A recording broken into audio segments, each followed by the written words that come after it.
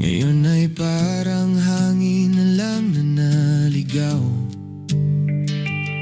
May unipormeng naging dahilan ng galit ng salita ng di na pag-isipan. Sa bawat live na puno ng init, may sugat na di na maibabalik.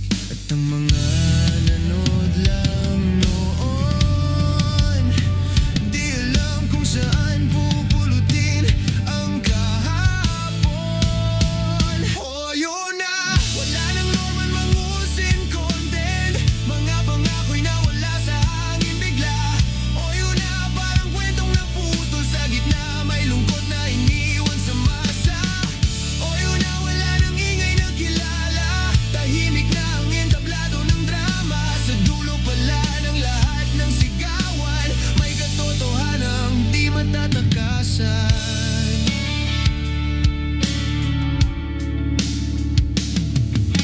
Mga salitang binitawan noon,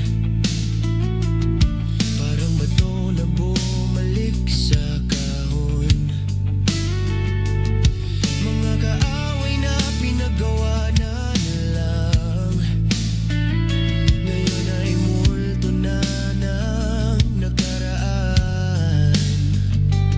Sa social media na parang entablado, lahat ng galit ay lumaking totoo. Pero ang mundo ay di laro lang, may hangganan ng bawat laban. Tahimik na ang screen, dahil wala nang norman mangusin. Oh, yun na, wala nang norman mangusin content. Parang ilaw na kusang namatay. Oh, yun na, sa dilim mo makikita kung sino ang tunay na nagmamahal. Oh, yun na, sa likod ng pangalan, may taong napagod din sa laban. Sa dulo pala ng bawat kwento, may wakas kahit ayaw mo. Hindi lahat ng sigaw ay panalo, hindi lahat ng tapang ay totoo. Kapag mundo'y bumalik sa tahimik, doon mo maririnig ang sarili. Oh, yun na, wala nang norman mangusin content. Alaala na lang sa timeline mo.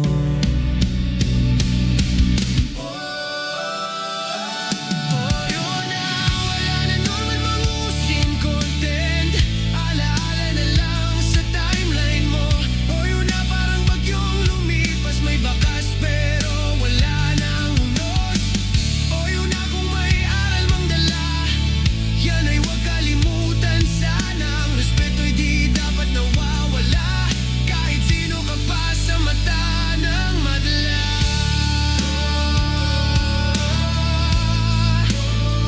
Nawala.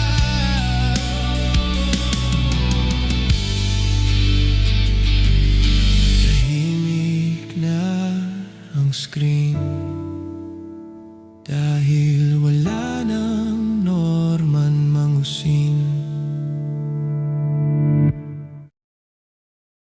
Alright, mga ka-plastic. And this is me again, Big Sue. Right back at it again with another Susan Yance content. At isang dekalibre at gatas na gatas hanggang sa dugo na ang lumabas ang ating tatalakayin ngayong araw na ito o gabi sa inyong lugar.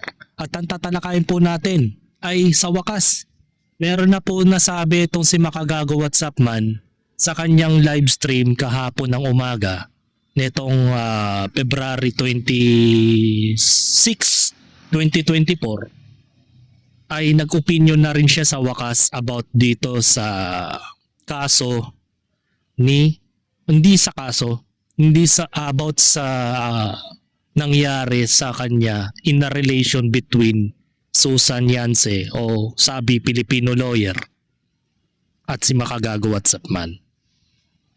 Nagsalita na rin siya sa wakas. At pakinggan po natin ang kanyang buong istorya regarding dito. Pero bago ang lahat mga ka-plastic, Naglabas si Po Genius ng kung bakit parang nagkataon na salad din yung ikinain ni Susan Yance at ni Norman Mangusin nung araw sila naaresto. Ito po yung trivia. Salad curse, Susan Yance, Norman Mangusin. In 2017, while reportedly eating salad, Susan Gabriel Morin Yance, also known as the Sabi Filipino lawyer, and attorney Gabriela Gibero, attorney Alice C. Villanueva, and Maria C. Bienlibiste, was arrested by the Manila Police District in connection with allegation that she falsely presented herself as a lawyer. Trivia yun ha. Subsequently, stapa cases were filed and warrant of arrest were issued in 2018 by the METC Branch 114 Muntinlupa under criminal case number 57331 and 57332 for the violation of Article 315 Section 2A. Court's records indicate warrants remains unserved and the accused is listed at large. Gaya ng ipinakita ko sa recent content ko na pinakita natin ang yung kanyang status sa kanyang warrant. On February 24, 2026, while eating Canibo salad, Norman Mangusin publicly identified as Francis Leo Marcos was arrested in Pasay City by CIDG pursuant to a warrant issued by the Parañaque Regional Trial Court. He is reported to be facing 12 counts of unjust vexation under Article 287 with bail set at 120,000 pesos. Different years, different courts, but in both cases, salad was on the table. Diba? Kung mapapansin nyo, si Susan Yance ay salad din po yung kinakain. Hindi ko alam kung may sumpa yung salad. Diba? May salad oh. So sa mga nananawagan ako sa mga salad lovers dyan, wag na wag kayong kakain ng salad, lalo na kung sa mga pampublikong lugar. Baka mamaya bigla kayong labasan ng mga warrant dyan. At bigla kayong bulagain ng kapulisan dyan. Diba? Base sa comment ng mga netizens, domain expansion, malevolent kitchen, malevolent pala, sorry. Sabi na malas ang salad talaga. Diba? Without, you cannot spell salad without word sala. Sala. Sala, no? Yung D, tanggalin mo lang, sala. May sala. Diba? So, panoorin natin ang opinion ni Makagago WhatsApp Man about doon sa status sa relation nila between ni Sabi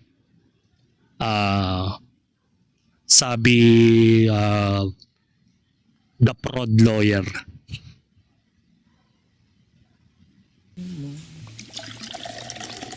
Hello, magandang araw mga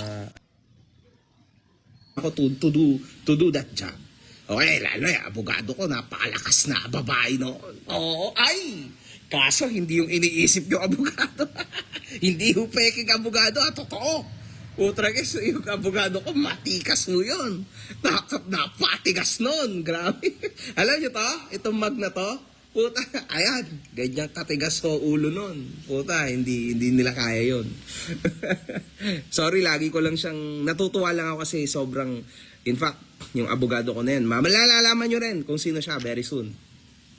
Yung abogado ko na yun, umiiyak naman na yun, sana. mga kahombre ko, nung nalaman to na okay, hindi naman kami nagwagi pa, no? Kasi hindi pa naman kami nanalo sa kaso. Ngunit, tumaas siya at least sa RTC level. No? So, kung pero, O, di ba aminado si Makagago WhatsApp man na hindi pa sila nagwawagi?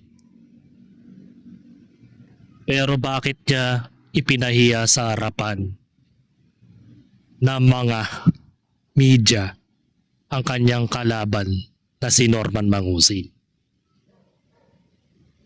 So, hindi pa nga napoproven na guilty siya, pero bakit niya sinampaan ng kaso? Sinampaan ng kaso, sorry Bakit niya pinahiya sa publiko while filming the media? Several of media networks filming habang kayo ay naglalaitan. Hindi naman nanlait si Norman Mangusin doon Nagpaliwanag lang siya about doon sa nangyari sa kanya.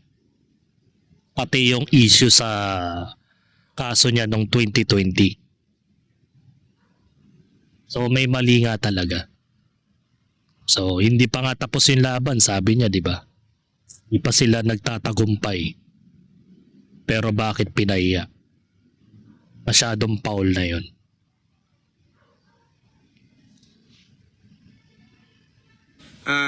Umiiyak pa yon mga kahombre ko nung nalaman to na okay, hindi naman kami nagwagi pa, no, kasi hindi pa naman kami nanalo sa kaso, ngunit tumaas siya at least sa RTC level, no? So pero nakakatuwa kasi small steps, di ba?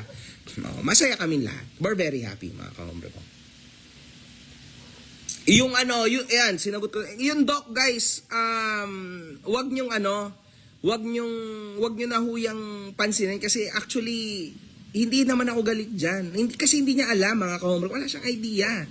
Wala siyang idea. And I don't blame Si Triple I won't blame him. Si Triple B ba yan? Influencer din siya So, nasa internet siya.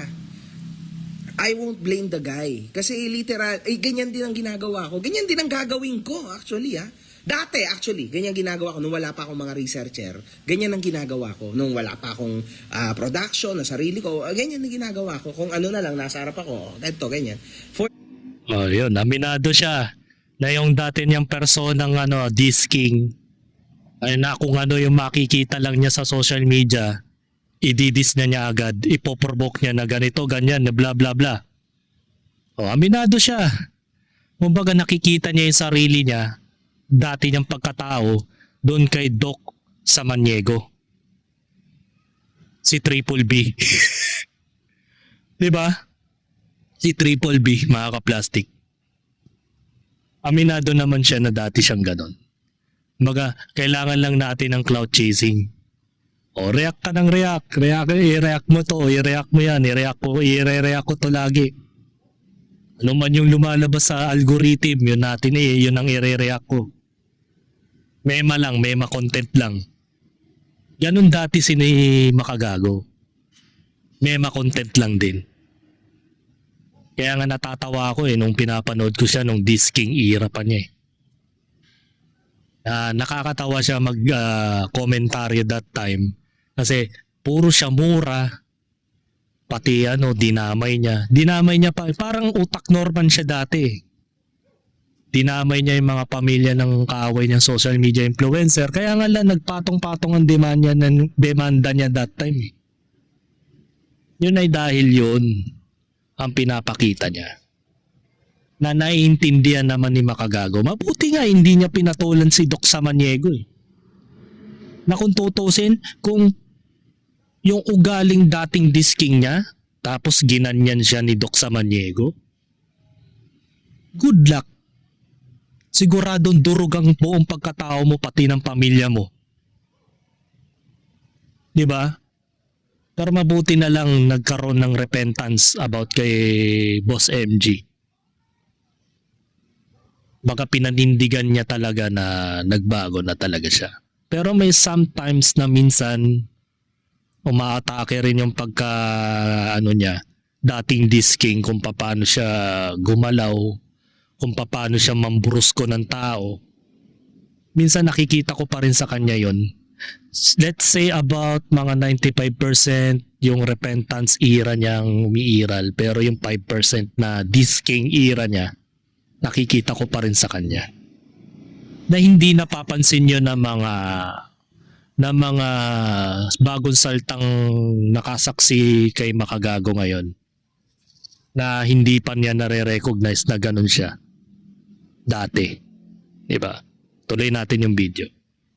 For the views, for the money, syempre. Kaso ngayon, iba na kasi to eh. Syempre, kayo, nasanay kayong manood sa akin na full research, lahat talaga, maganda editing. Ganyan din naman ako dati, alam nyo yan, di ba? Biglaan na lang kaya nga ako natulfo kung ano, kasi kung ano-ano inimbento ko, di ba? Aminado siya. Yun. So, kung sa akin nga, nabibigyan nyo ako ng pagkakataon, bakit yung mga influencer hindi? Ganun talaga yan, mga ka-hombre ko, di ba? Normal lang ho yan. Pero wala yung masamang tinapay. No. Ano lang yan, content lang yan. Ganun lang. Ngayon, kung magkakaroon talaga ng tunay na masamang tinapay, syempre, magre-retaliate tayo dyan. Di ba? Pero kung mga ganyan-ganyan lang, it's okay. Di ba? Kasi, Trash talk lang ba? ganun lang yon mga ka-hombre ko. Pinalaki nyo ako ng ganito. Pinalaki nyo ang aking pangalan, tas gusto nyo bababa tayo sa ganyan, 'di ba? Wala naman silang nagsasabi lang sila. Ikaw na rin ang magsabi nun na bababa ka pa sa level ni Doc Samaniego. Ganon din yung ginawa ni Attorney Rowena Guanzon. And that's the reason why kung bakit hindi ka kinatigan niya nung nag-interview ka kay Attorney Rowena Guanzon. Na para ang gusto mo mangyari, magsampa rin ng kaso si Attorney Rowena Guanzon. Pero hindi ka kinatigan.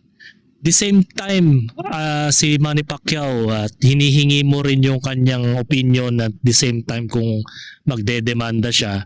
Nagsabi siya pero hindi ko pa alam kung meron talagang ginawan niya talaga ng demanda to si Norman. Against dun sa pambabastos ni Norman Mangusin dun sa nanay ni Manny Pacquiao. Hindi ko alam kung inasikaso niya yon or maybe naawa na lang siya kay Norman. Kasi parang iniisip niya, elite kang tao, bakit ka bababa sa level ni Norman? 'Di ba? Ang tawag nga niya kay Norman, may saltik eh. May something eh. Tapos bababaan mo pa yung level mo. Na ikaw ay elite na boksingero. Na mayroong 8 division belt sa magkabilang balikat mo. Tapos, bubruskuhan mo yung kulaong ng Isabela.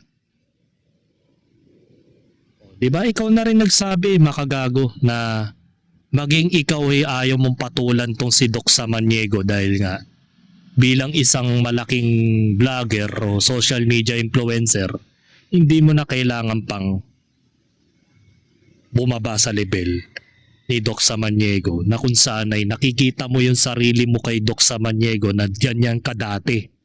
Padalos-dalos mag-opinyon, balahura magsalita, kupal magsalita, kaya umabot sa punto na dumami ang demanda niya, oral defamation, cyber libel, etc. Baga hindi pa nakakatikim ng malupit itong si Doc Samaniego. Yung mga pinapatulan niya kasi sa mga content niya, yung mga kabataan na gumagawa ng katangahan, yung mga nagko-comment sa kanyang bashers na binibiro din siya, tinatrastokan siya. Kaya ang brebat niya, minumura din niya. Yun, di ba? Yun yung mga point of view doon. So, hindi na niya kailangan pambabae ng sarili niya. So, ito. Wag na nating Sila, public figure si MG, mga ka-hombre ko Take note, everybody can pinalaki nyo ang aking pangalan, tas gusto nyo bababa tayo sa ganyan, di ba? Wala naman silang nagsasabi lang sila. Public figure si MG, mga ka-hombre ko Take note, freedom of speech at the same time. Alam niyo na kung ano ibig sabihin ng S. About me. Everybody, man. Ako ang binabayaran ko sa BIR ay ako ay influencer. Yun ang binabayaran kong tax. Ayun ang trabaho ko, social media influencer. So everybody can talk S about me. Everybody, man. And wala akong pwedeng gawin doon. Kasama ho yun sa trabaho ko. Legit. So kaya pala may karapatan ka pala magreklamo sa mga elite na. Di ba? Malumapit sa mga elite tulad ng Napolcom. Kasi nagbabayad ka nga naman ng buwis as a social media influencer. Malamang sa malamang malaki rin ang binabayad nitong buwis sa BIR. Baka mga milyon din. Aside pa dun sa mga negosyo niya, pati ng negosyo ng kanyang asawa. So, yun. Yun.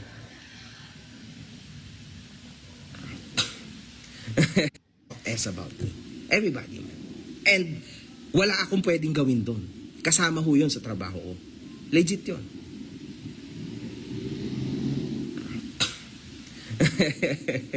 Dati pang ganyan si Boss MG, mali lang bakit kay Boss MG pa bumangga. Yes, again, hindi naman ho alam ng lahat. So, no point. Okay na, ano pa ba? Baka meron pa ako nakakalimutan. Ito pala, gusto kong sabihin, actually, gusto kong finally, no, nasuggest naman din sa akin to ni Boss Kayo, sa akin, no, ng aking mentor sa SOCMED, na mas makakabuti sa akin na sagutin ko, no, yung regarding doon sa pekeng abogado. Eto, gusto ko rin to sabihin sa inyo with all due respect, syempre, kasi wala naman yan sa akin. I mean, nangyari na yan and all. Tumaas din ako kay Boss Kayo. Well, nasabi ko rin to kay Boss Kayo.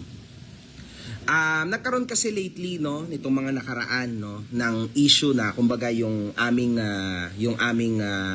circle, no, sa social media na Grupo niyo. antay-kulamo ay may nakapasok, mga kahombre ko, na isang individual Tupal. na nagmistulan na actually Na tinuring kang napaniwala kami inaanak. lahat na siya ay tunay na abogado. Okay? So, alam niyo na yon kung sino yon, mga kahombre ko.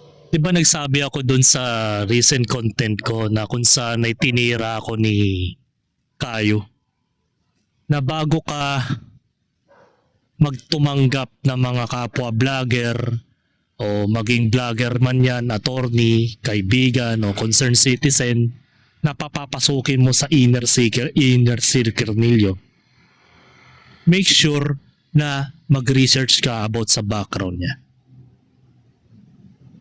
Alam mo yung pilosopo sa akin ni Kayo? Sabi niya dun sa vlog niya, ikaw, anong background mo? Criminal ka? O sige, criminal. Reject ka na. Blah, blah, blah, blah. Ginanon ako doon, parang namilosopo pa siya sa mga ganong sinabi ko na opinion doon sa recent content ko.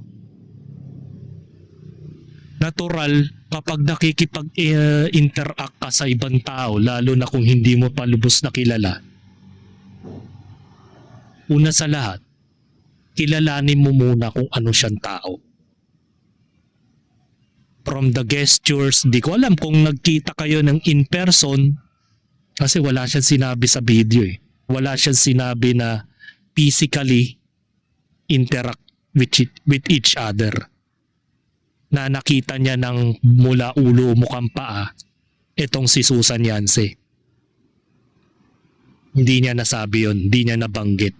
Ang pagkakabanggit lang niya is online sila nag-i-interact sa isa't isa. So kahit sabihin mong online kayo nag-usap, dapat nag-corresponding research ka. Di ba may mga researcher ka? May mga researcher ka. Pero bakit hindi mo pina-research yun? Sinabi mo man lang sa mga researcher mo, ito, pag-aralan mo itong taon to. Saan ba to nakatira? Anong klaseng tao siya? Ano yung background niya? May mga iba ba siyang Facebook account? Paki-check na lang. Saan ba siya nakatira?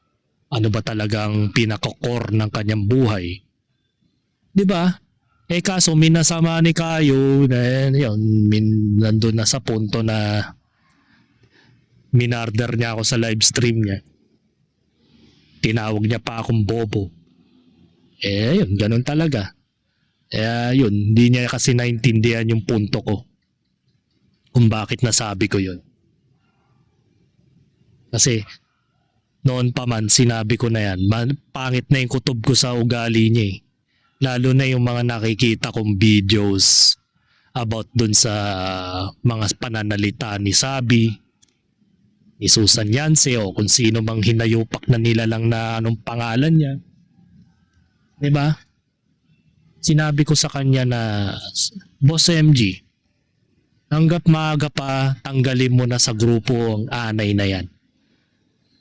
Kasi nakakasira siya sa mga ipinaglalaban mo na mahoyo itong si Kulaong. Yun yung sinabi ko, di ba? Pero ang nangyari, parang minasama pa ng mga ibang kahombre at mga kamatis, mga followers ni Kayo nung araw na yon. Pati ba naman dun sa YouTube channel ko, nagko-comment sila dun ng mga irrelevant na comment. Kung ano-ano mga pinagsasasabi, hindi ko naman masyadong siniseryoso kasi wala eh. Andun na tayo sa punto na matalino yung umano sa akin eh. Dumurog eh. Pero yun, okay naman na. Sa ngayon is nakita ko naman na si Susan Goodman ay naging kaalyado na ni Kayo, na ka-plastic. Kasi ang gusto ko lang mangyari kasi that time, na minsan makinig din kayo sa mga ibang small vlogger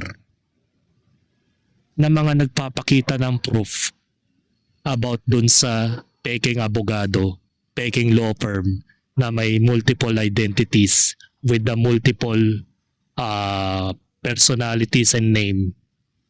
Diba? Kaso, minasama. Tsaka nagsalita rin si Makagago WhatsApp man eh. Focus lang tayo kay Kulaong that time, yun ang sabi niya.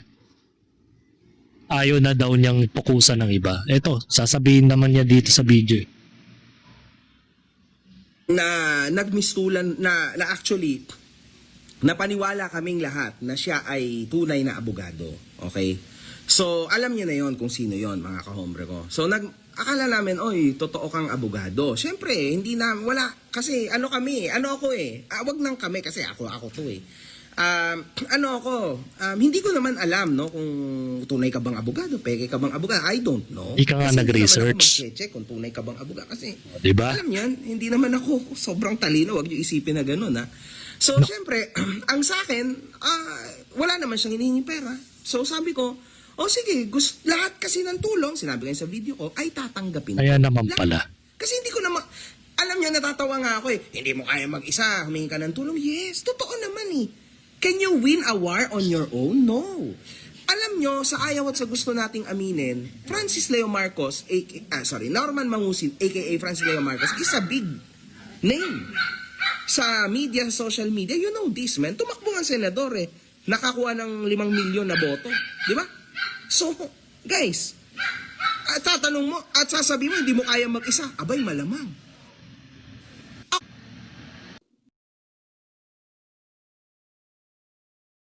Ako ho, influencer ako, hindi ako nagpolitiko. Yan nagpolitiko. O paano yun? Di ba? Malamang. Sabi mo, hindi mo kaya mag-isa. Abay, malamang. Ako ho, influencer ako, hindi ako nagpolitiko. O yan nagpolitiko. O paano yun? Di ba? Malamang, di ba? Pero sa laban ko, may nangyari sa laban ko, di ba? Ngayon, para sa laban ng mga OFW, ang kailangan natin ay ang mga government agencies. At yan ang ginawa ko. Diba? Yan ang ginawa ko. Kailangan tulungan kayo ng mga government agencies kasi hindi ko kayo kayang tulungan sa partner. Anyway, mabalik tayo sa peking abogado. So, diba? Yan ang ginawa ko. Kailangan tulungan kayo ng mga government agencies kasi hindi ko kayo kayang tulungan sa partner. Anyway, mabalik tayo sa peking abogado. Proxy baga. So, eventually, wala siyang hiningin pera kahit ano, mga kahombre ko. So, tumutulong siya, no? Nagsasend ako, oy, ano kaya itong ibig sabihin? Oy, attorney, ano ibig sabihin ito? Attorney, ano ba yan? Igay ah. Kukulit ng mga aso ko. So, attorney, paano po to? Attorney, paano po yan? So, tinutulungan niya ako, mga kahombre ko. Like, nagsasend siya sa akin ng kung ano. Actually, yung kinasuhan ako ni Norman, mga kahombre ko, sa Isabela, di ba? O tinulungan niya ako, nag-draft siya na, oy, ito yung pwede mo sagot. O, tas sinel ko sa Magandang loob. Now, sabi ko, oy, syempre nahihiya ako kasi alam ko may bayad ang mga abogado, mga kahombre ko, di ba? So, sabi ko, uy, attorney, grabe, baka kailangan mong bayaran kita or kasi nakakahiya. No? Hindi, wag na, MG. Ang gawin mo na lang, i-shout out mo na lang ako sa video. O, yun. Kaya ako siya sinout out do sa video ko. Di ba? Yung naka-membership only. Ngunit naka-membership only yan. Hindi yan naka-publish. Take note, ha? O, sinout out ko siya. napagkaalaman Nabungkal namin pa rin. later on, no, na yun nga, yung lumabas nga, na siya'y nakulong, peking abogado. Oh my God. Sabi ko, what? Ngayon, nalaman ko yan. Ngayon, mga kahombre ko, dumating na kami sa point na, sorry, na, oh shit, gago peking abogado to? Sabi ko, siyempre, na-shocked ako. Hindi ako makapaniwala. Sabi ko, what the F man, ano to? Ano nangyari? Bakit ganito yung peking abogado? So, okay na, umabante. Nasa bakasyon ako nito, nasa Japan ako nito, mga kahombre ko, noong December. Ang tinawagan ko Yun si nga Boss yun. Kayo, obviously, Boss Kayo, anong gagawin ko? Sabi niya, hindi MG, ako na lang muna. O sige, Boss Kayo, sige, wag ka muna magsalita kasi maybe baka hindi maging okay. Kasi mahahati yung, mag-focus ka kay Norman. Okay, Boss Kayo, ako bahala. So siya na muna bahala, sabi ko, ikaw muna kasi hindi ko kaya yan sa ngayon. So ngayon, Yun. kinokontak pa rin ako, obviously, mga kahombre ko, nag-uusap kami. Sabi niya, oy, MG, nakakuha ko yung contact ni Ian, yung dating tao ni Norman. Naalala niyo yun, di ba? Sa mga hindi nakakaalam, sorry guys, hindi na ako pwedeng pero alam niyo na mga kahombre kung sino si Ian. Yung tao na umalis sa kanya tapos hindi niya binayaran. Di ba? Wala. Tao ni Colaong. Umalis dahil hindi niya pinasweldo. Okay, yun. Yun na lang yun, mga kahombre ko. Yung Casper din niya dati. O, ngayon, sabi ni Ian, mga kahombre ko, sabi nitong peking abogado sa akin. Oy, Hindi mo babagkit ay kaso pangalan. kailangan ni Ian ng sabi ko, puta, attorney pa tawag ko, attorney, sure ba yan na si Ian ganyan, sure ba yan na baka mamaya hindi yan sure, ganyan. Sabi ko, i-background mo muna kasi wala pa naman akong idea na ganyan talagang kalala. Background Mote mo? Kung si Ian nga, bina-background check mo eh. Pina-background check mo eh. Bakit kay attorney sabi hindi mo pina-background check sa mga researcher mo? Diba? O sadya lang talagang meron kang something na hindi ko alam, hindi alam ng mga netizens para mag-opinion ka ngayon kasi alam mo na medyo tapos ka na kay Norman. Medyo lang actually hindi pa siya na complete sa mission na yon kay Colaong. Hindi pa tapos yun. So, nagawa mo palang i-research si Ian. Ipa-research o ipa-background check mo. Siya mismo nagsabi bakit hindi mo pina-background check? Etong si Sabi. Na ngayon hindi mo binabanggit yung pangalan niya. Na tinatawag ka pa nga niyang anak. Diba? Buti pa si Ian na background check mo. Kasi alanganin ka sa ugali ni Ian na baka bumaligtad to dahil bata ni Colaong. Pero bakit pagdating dun sa tinawag mong abogado, hindi mo man lang bina-background check yung tao? Basta ka nagpapaniwala sa kanya. Ganon kasi mga galawan ng scammer, mga kaplastik na hindi siya maghihingi muna ng bayad kay Boss MG. Ngayon, kinuha niya yung tiwala ng tao.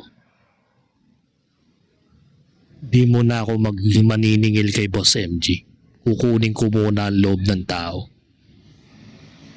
Ganyan yung mga talagang scammer. Social engineering nga ni. Diba? Diba? Ngayon, parang yung pagka-opinion mo ngayon tungkol kay Madam Sabi o Susan Yance o kung sino man siyang indorotot na nilalang na ngayon ay ang kanyang YouTube channel ay natira na lang sa kanyang content ay 2 video na lang. At naging topic ng kanyang YouTube channel is chismisan ng mga kabit o chismisan ng mga kalandian sa social media.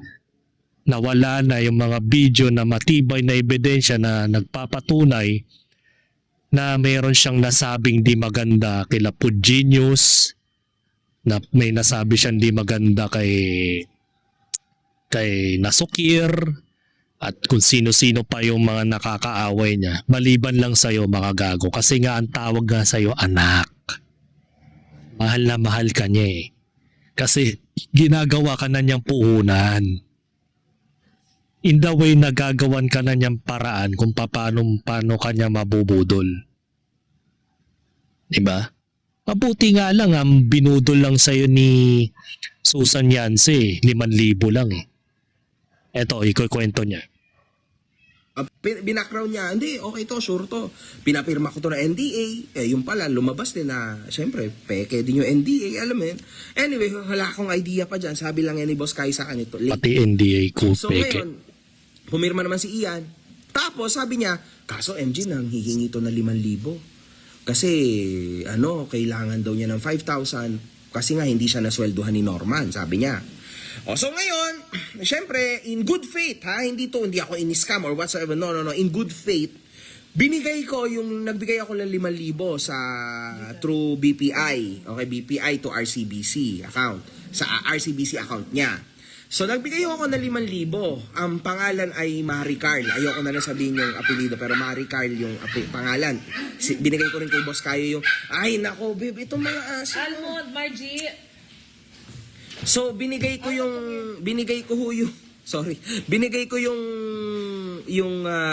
resibo kay Boss Kayo, yung RCBC na Marie Carl ganyan. In fact, pinakita niyo yun sa inyo. So 5K. Pagkatapos noon, napagtanto namin nito lang, no? True Food Genius, sinabi niya sa akin na, well, initially pa to, sabi niya, bro MG,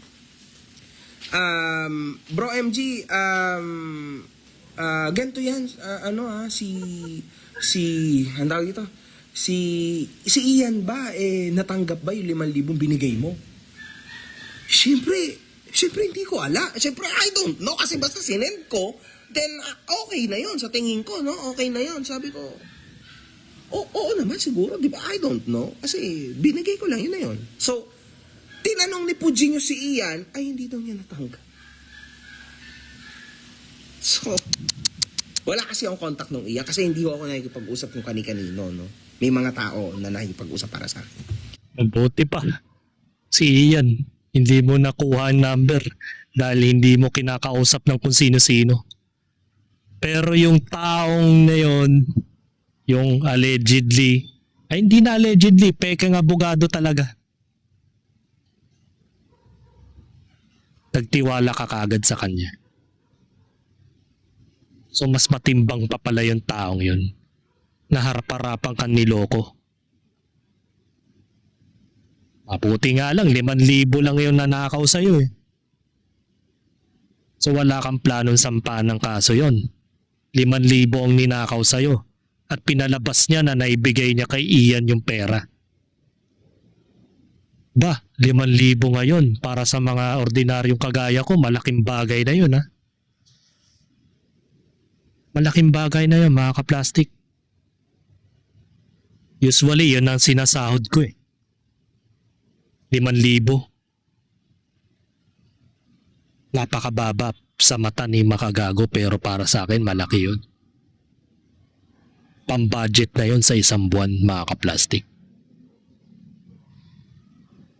Buti pa nga si Ian hindi mo pinagkatiwalaan. Pero pagdating kay Susan Yance, sabi, tiwalang-tiwala ka. Pinaubaya mo agad sa kanya. Ni hindi mo man lang binackground check yung tao. Pero si Ian binackground check mo. Diba? Yun ang nakakalungkot. Na hinuhusgahan ka ng mga tao base sa itsura, hindi base sa background niya, sa nakaraan niya. Diba? Kaya tayong mga ordinaryong Pilipino, wag tayo mag-expect na tratratuin tayo ng totoo ng mga malalaking tao. Kasi trinatrato nila yung tao in the way na mayroong pangalan na attorney, may titulong attorney, may titulong doktor, may titulong piloto, may titulong PNP chief, may titulong commissioner, doon sila agad nagtitiwala dahil sa credentials. Samantala si Ian, may credentials ba? Wala. Ang credentials niya, naging amo siya ni Kulaong. Dan dahil kay Kulaong, napagdudahan din siya. Hindi siya nagtiwala kay Ian. Kaya pina-research niya dun sa scammer na attorney. How ironic na bumabase ka lang pala sa posisyon ng buhay ng tao. Hindi ka bumabase sa nakaraan ng ugali ng tao na kung meron siyang crime liability noon. So ngayon, dumating ho ako sa point ngayon mga kahombre ko na nashock ako. Kasi after ko ma-interview si Ian, binigyan ko pa ho ng 5,000 cash. And hindi ko alam kung natanggap ni Ian yung 5,000 cash. I don't know. So, maliit na halaga lang yan. So, maliit na halaga lang ho yan. So, in short, medyo... Barya lang sa'yo yan. Pero sa amin, malaki na. Nadali din ako nito. My God. Kasi, wala lang yun. Lack of attention din yun sa akin. Kasi sabi mo nga, lahat ng tulong tatanggapin ko. No? Para dito para sa laban natin na ito.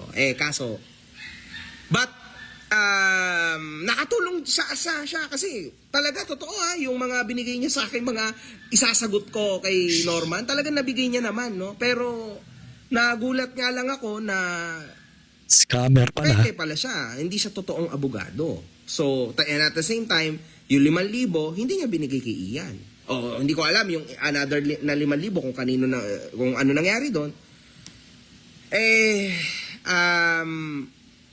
Sa mga tao rin, no, na siguro na-disappoint sa part na yon sa akin, ako'y nahingi akong pasensya sa inyo. Ngayon, Tagal bago mo na-realize. dito, nalulungkot din ako sa isang banda. Kasi ayan nga yung sinasabi ko, di ba? Ayan yung mga, ganyan talaga, mga influencer, minsan, no, hindi nagre-research. Ganyan yung diba? ending, di ba? hindi lang yung iba. Aminado ka rin. Ako minsan, mga komre ko. Pero ngayon kasi may mga researcher na ako. Pero sa bagay na to, paano ko i-research ko ba? Tunay ka bang abogado? Siyempre, wala na yun sa kakayanan ko, mga komre ko. Alam yun. So, yun lang naman, no? So, yan ang pinakamahalaga sa akin ngayon. So, ngayon, at least na-address ko na ito. And ang plano ng nagpaplano, mga kahombre ko, maraming nagpaplano na magkakaso daw sila and all. Sa ngayon kasi, mga kahombre ko, ang focus ko talaga is makulong na panghabang buhay si Norman. Kasi danger po siya sa ating community. Okay?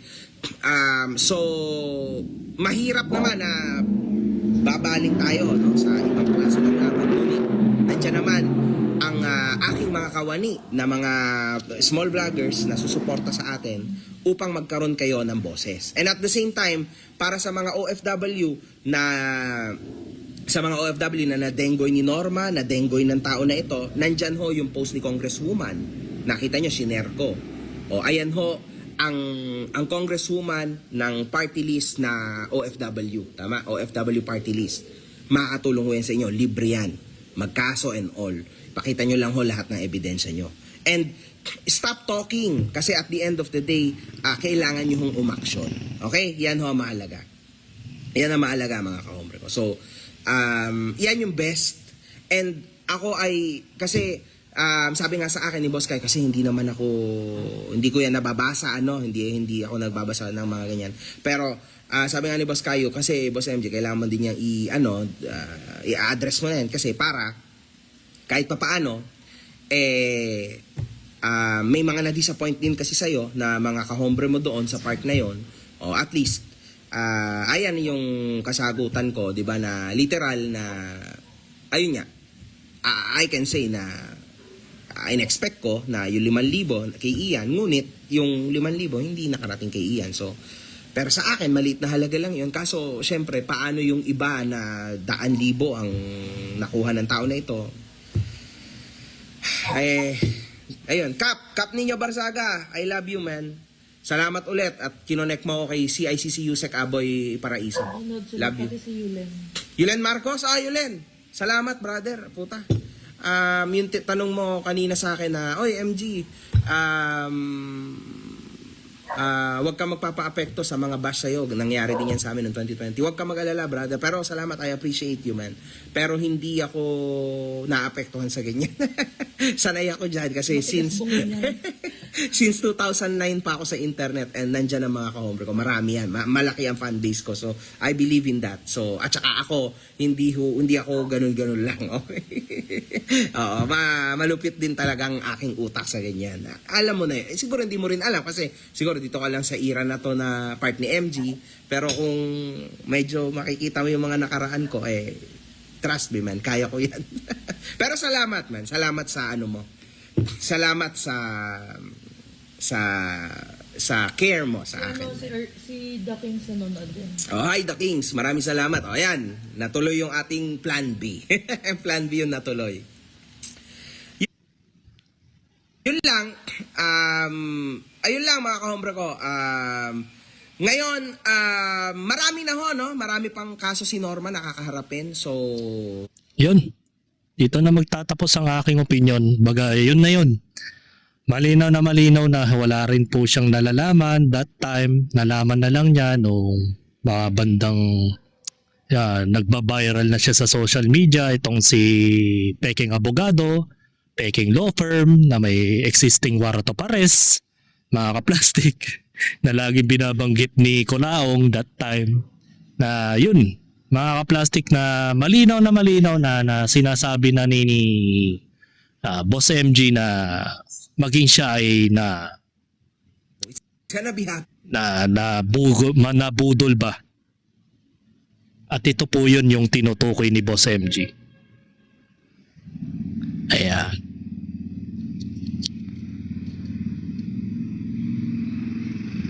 Tungkol kay Ian to Yan. I am HK now. Nasa Hong Kong daw siya that time. Baka pwede sa kanya na lang para mayabot kay Ian agad. Sinamantala mo kasi na hindi wala siyang Gcash si Ian. Ngayon pinalasubas mo yung tao. Before you listen to hearsay, message me. Yes ma'am, doesn't matter who's, basta po yung makatulong, and I hope you enjoy your vacation in Hong Kong. Ingat po ati. Let me just tell you, you're doing great job. Salamat ulit. Tapos pinakita yung savings account name niya na Maricarl Gabriel. Yung isa pa niyang pangalan, mga ka-plastic. At dito naman po, sa isang picture, yan, sa kabila, na sinend lang naman niya para kay Ian ay 3,000 pesos lang. Na may account name na Maricarl Gabriel. Yan. To Ian Trus, Attorney Sabi from blank. Mga private na. Noong December 29, mga bandang 7:18 PM, naisend niya kay Ian. Sabi daw, hindi sined yung 5,000, pero ang nakalagay dito, na-send sa kanya 3,000, mga ka-plastic. So, malinaw na malinaw, mga ka-plastic, na isa siyang mandarambong din. Big time mandarambong to. Kaya payo ko kay Boss MG, kung meron siyang time na gawan niya to ng content, gawan na rin niya ng content. Kasi una sa lahat, nanakawang ka ng 5,000. Kung para sa'yo ay barya lang yan, wala sa'yo yung 5,000. Pero para sa aming mga ordinaryong tao, malaking bagay na yung 5,000. Kaya wag mong palalampasin tong ginawa sa'yo ni Sabi. Na ngayon ay nagtatago na siya. Even ng mga social media accounts niya, pinaglilinis na niya. pinagdidelete lahat, pinagbabago lahat ang mga pangalan ng YouTube channel niya. So ibig sabihin, nagtago na siya. So malamang sa malamang it takes at matagal na panahon bago na naman natin matagpuan tong hinayupak na to. Sa ibang pangalan na naman. So magandang solusyon yan mga ka-plastic na hanapin nila yung ito may bank account naman eh. Pumunta sila sa bangko, alamin nila kung nasan yun nakatira. Then, di ba may mga fingerprints po yan? Kunin nila yung specimen ng fingerprints ng tao and then kung gusto nyong malaman talaga kung sino ba talaga si Sabi, yung fingerprints kung maaari, kung sana magawan ninyo ng paraan na makuha nyo yung fingerprints niya sa bangko. Tapos, i-compare mo yon kung saan siyang police station siya na aresto. I-compare mo dun sa Susan Yance na nakulong that time. Kunin nyo rin yung fingerprints na kopya dun. Di ba may mga fingerprints mugshot dun? Kunin niya yun. Ngayon, pag nagtugma yung fingerprints dun sa Susan Yance na nakulong, sa Marical Gabriel, na currently na may bank account, doon yun na matetrace na either na mag-iisang tao yung Susan Yance sa Marical Gabriel o si Ben Libiste. Nakaka-plastic. Ang daming way para malaman kung iisang tao lang po yung taong yun. Yun kung makuha mo yung fingerprint mula sa bangko. Siguro kung makukuha mo man yun, kailangan mo ng investigator. Yung kapulisan mismo ang mag-iimbestiga. Para mabigyan ng karampatang investigasyon na sila ang gagawa ng paraan para maikumpara yung fingerprints sa bangko. Ewan ko kasi pag nag-apply ka ng bangko, alam ko may fingerprint yan eh. Diba? Pati yung birth date, personal information, nandun lahat. Kung saan siya pinanganak, kung saan lugar siya pinanganak. Ngayon, ikukumpara yon dun sa Susan Yance na kung saan siya nakulong, kung saan siya inaresto, kung saan siyang presinto napasok. Ganun lang yan mga ka-plastic. Ang daming paraan para ma-identify mo yung tao. Diba? Sana makachamba kayo ng fingerprint ni Marical Gabriel o kaya ni Sabian Libiste. Tapos ikumpara mo yung fingerprint dun sa nakulong na Susan Yance noong 2017. So yun lang naman. Baga para magkaroon man lang kayo ng konting idea. Para sa akin lang yun lang yung idea na pwede nyong gawin. Pero kung hindi naman pala pwedeng gawin yun, wala naman ako magagawa, bahala na kayo. Basta kami, nag-update lang ako ng mga opinion sa nangyayari sa social media. So hanggang dito na lang ang aking opinion, and this is me again, Big Sue, lagi nagsasabing ang mga plastic ay matagal mabulok dahil ang mga plastic ay toxic. Kaya, what's up mga ka-plastic? And this is Gambid, commentary video ng video live stream. Signing out. Alright. Mga ka-plastic, kung nagustuhan nyo ang aking video, isubscribe nyo lang ang aking channel. At the same time, i-hit nyo rin ang notification bell at yung all para ma-notify kayo sa aking susunod ko pang video sa aking YouTube channel. Maraming salamat po mga ka-plastic.